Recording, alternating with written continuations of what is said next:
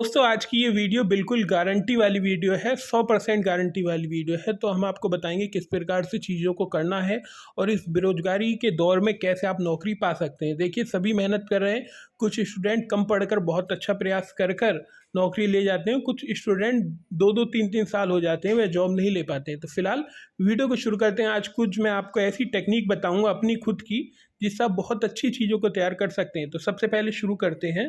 बाकी हमारे paid notes चल रहे हैं, history, geography, TGT, PGT notes भी मिलेंगे, इसमें टेस्ट सीरीज भी मिलेगी। इस नंबर पर केवल व्हाट्सअप करिएगा, कॉल मत करिएगा।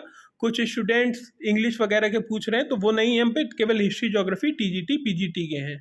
दोस्तों मैं आपको बताता हूँ कि किस प्रकार से आपको चीज़ों को तैयार करनी है। आप पे लास्ट ईयर का पेपर तो होगा ना। अब मान लीजिए मैं आपको एग्जाम्पल दे रहा हूँ, आप अपने सब्जेक्ट में से अप्लाई करिएगा। अब ये क्वेश्चन आया है, ये यूपी पीसीएस का है मेरा। तो अब ये क्वेश्चन आया है, उत्तर प्रदेश का राजकीय पक्षी क्या है। तो देखिए सारस है। हम इतना पढ़ते हैं और निकल जाते हैं, हम इतना नहीं पढ़ते हैं। फिर आप कहेंगे कि लास्ट ईयर में से क्वेश्चन नहीं आते हैं सर। तो देखिए किस प्रकार से चीज़ों को पढ़ा जाता है।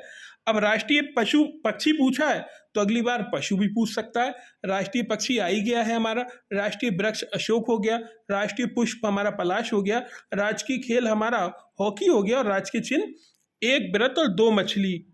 तो ये सब चीज़ें हो गई। इस प्रकार से चीज़ों को पढ़िए। तो हमने एक क्वेश्चन से, आपने देखा एक क्वेश्चन, ये कहने को तो एक क्वेश्चन है लेकिन इससे 6 क्वेश्चन बन गए हमारे। अगर यहाँ से अब मैंने ये क्वेश्चन पढ़ लिया और यहाँ से मेरा क्वेश्चन अगली बार आया बना के, तो मैं ये बिल्कुल ठीक करके आऊँगा। इसमें ये भी करके आऊँगा, ये भी करके आऊँगा, ये भी करके आऊँगा। और चीज़ दिखाता हूँ मैं आपको। अब ये देखिए, ये क्वेश्चन आया है, निम्नलिखित में से कौन सा भारतीय अर्थव्यवस्था का प्राथमिक क्षेत्र है। कृषि, औद्योगिक, सहकारिता, उपरोक्त में से कोई नहीं। तो देखिए पहला जो है ना हमारा, वो कृषि है। प्राथमिक स्रोत जो है वो कृषि है। अब देखिए कृषि, अब मान लीजिए अगली बार आ गया लिख के, निम्नलिखित में से खनन कौन सा प्राथमिक क्षेत्र है। तो देखिए खनन भी प्रथम में आता है, विनिर्माण उद्योग हमारा सेकंड में आता है और होटल और बीमा हमारा थर्ड में आता है। तो अब ये हमारा क्वेश्चन आया है ना, प्राथमिक क्षेत्र। अब हमारा द्वितीयक आ गया तो भी कंप्लीट हो गया, तृतीयक आ गया तो भी कंप्लीट हो गया। कृषि की जगह उन्होंने अगर हमसे खनन भी पूछ लिया तो भी। मैंने एक क्वेश्चन से 5 क्वेश्चनों के उत्तर दे दिया।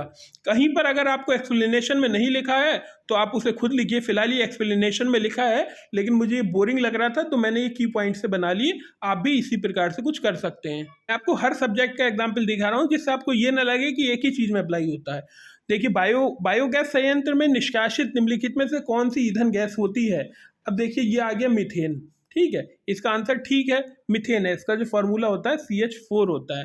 ठीक है, अब इसकी हमें एक्सप्लेनेशन पढ़ लीजिए। देखिए कूड़ा करकट, फलों के छिलके और जलकुंभी आदि सड़ाकर गैस बनाई जाती है। अगली बार क्वेश्चन आ सकता है, निम्नलिखित में से कौन सी फलों के छिलके जलकुंभी को सड़ाकर गैस बनाई जाती है। तो ये मीथेन हो गया।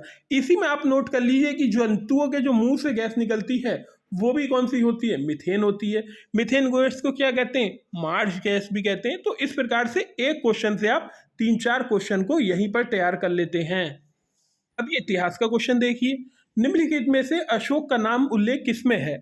अब आपने देखा गुर्जरा में है, गुर्जरा में है, आप निकल गए। अशोक का नाम किस उल्लेख में, गुर्जरा में। लेकिन अशोक का नाम 4 जगह है। देखिए मास्की हो गया, गुर्जरा हो गया, नेटोर हो गया, उडगोलम हो गया। अब मान लीजिए उन्होंने क्वेश्चन घुमा दिया, यहाँ पर गुर्जरा की जगह मास्की लिख दिया तो आप घबरा जाएंगे। लेकिन मास्की अगर आपको पता है, देखिए नीचे की लाइन में लिखा है, तो अशोक का नाम हमने 4 अभिलेखों में मिलता है। आपने यहीं पर इसे नोट डाउन कर यहीं पर ये 4 क्वेश्चन याद कर लिए। नीचे थोड़ा एक्सप्लेनेशन और पढ़ेंगे तो देखिए अशोक को देवनाम पिये और देवनाम कहा जाता है। अगली बार क्वेश्चन आ गया, निम्नलिखित में से किस राजा को देवनाम पिये के नाम से जाना जाता है। तो यहाँ पर आपने अशोक ठीक कर दिया। निम्नलिखित में से किस ईरानी शासक को गुहा, सन्नति गुहा में अशोक का चित्र मिलता है। तो एक क्वेश्चन से हमें 5 क्वेश्चन इस प्रकार पढ़ने। हाइलाइटर का उपयोग करिए, 20 रुपए का है। इतने में आप क्या कर जाते होंगे, रिचार्ज वगैरह करा लेते होंगे। हाइलाइटर ले आइए और दिखाता हूं मैं आपको। और ये देखिए, ये है निम्नलिखित अधिवेशन में से कांग्रेस की पहली महिला अध्यक्ष कौन थी। आपने याद करा, निम्नलिखित में से कलकत्ता अधिवेशन में 1917 में कांग्रेस की पहली अधिवेशन थी। उसने क्वेश्चन को घुमा दिया, उसने लिख दिया निम्नलिखित में से किस अधिवेशन में कांग्रेस की पहली महिला अध्यक्ष जो भारतीय थी। अब उसने भारतीय लिख दिया तो आपका दिमाग चकरा गया। लेकिन अगर आपने देखिए एक्सप्लेनेशन पढ़ी हो तो 1917 में कांग्रेस में कलकत्ता में अधिवेशन में पहली महिला अध्यक्ष रही एनी बेसेंट। लेकिन 1925 में कानपुर में एक अधिवेशन हुआ था, उसमें सरोजिनी नायडू थी।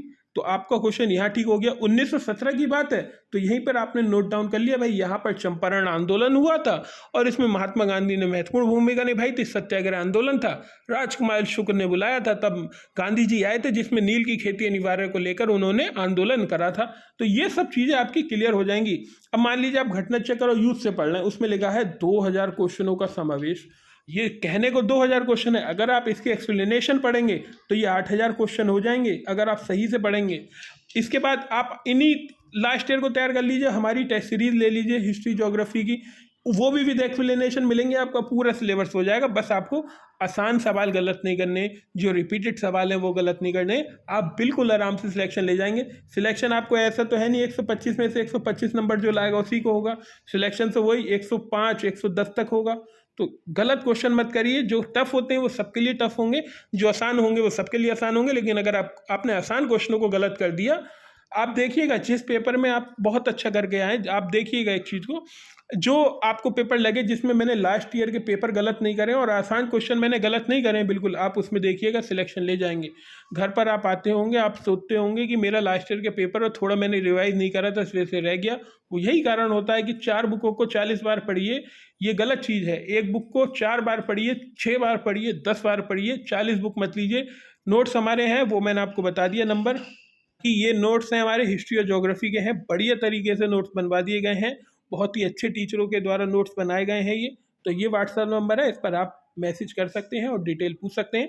ऑफर केवल आज के लिए सीमित है, कल के बाद से इनकी कीमत भी बढ़ाई जाएगी।